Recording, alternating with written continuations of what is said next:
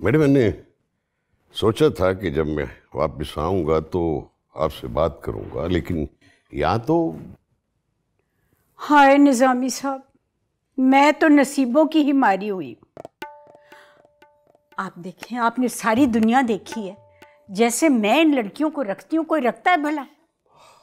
और फिर इन्हीं में से एक उठकर मुझे जहर देकर मारने की कोशिश करे। आप ईमान से बताएं, ये कोई इंसाफ है? नहीं नहीं मैडम, मेरा दिल नहीं मानता। सुंबल, सवेरा, बेबी, ये सब के सब बहुत समझदार लड़कियां। हाँ, इन्हीं में से कोई एक जरूरत से ज्यादा समझदार हो गई है।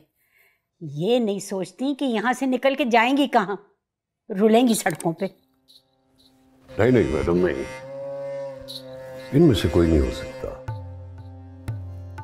कातिल हमेशा वो होता है जिसे कत्ल से फायदा हो।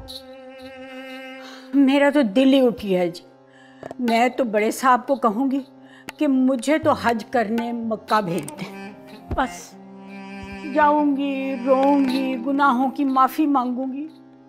यहां रहूंगी तो हराम मौत मारी जाऊंगी। नहीं, मेरा मतलब है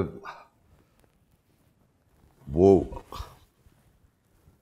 सुंबल कहीं दिखाई नहीं दे रही। बस आपके जाने के बाद जरा उदास हो गई थी। मेरा ख्याल है दिल लगा बैठी है आपसे। पर याद रहे, ये दिल की लगी बर्बाद कर देती है इंसान को। हाँ, याद आया। आप जाने से पहले आपने मुझसे कहा था कि मैं कोई हिसाब करके आपको बताऊंगी। अरे निजामी साहब, हिसाब क्या, आपने उंगली रख दी, बस चीज आपकी हो गई। अब किसी की क्या मजाल कि उसकी तरफ आंख उठाकर भी देखे।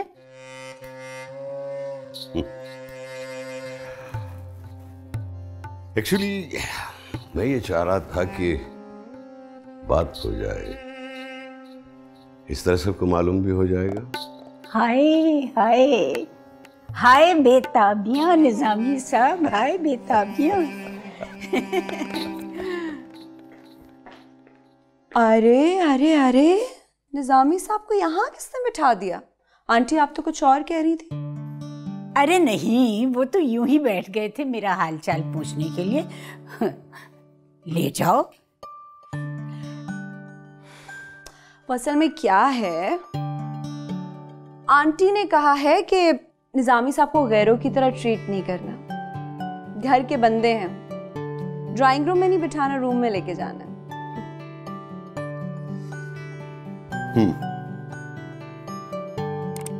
हर शहर का एक दरवाजा होता और उस पे एक महसूल चुंगी होती। वहां से गुजरे बगैर शहर में भला कौन दाखिल हो सकता? लो जी, सुनो सुंबल, अब हम चुंगी हो गए। हम जैसे लोगों के साथ दोस्ती करने का मतलब जानते हैं आप?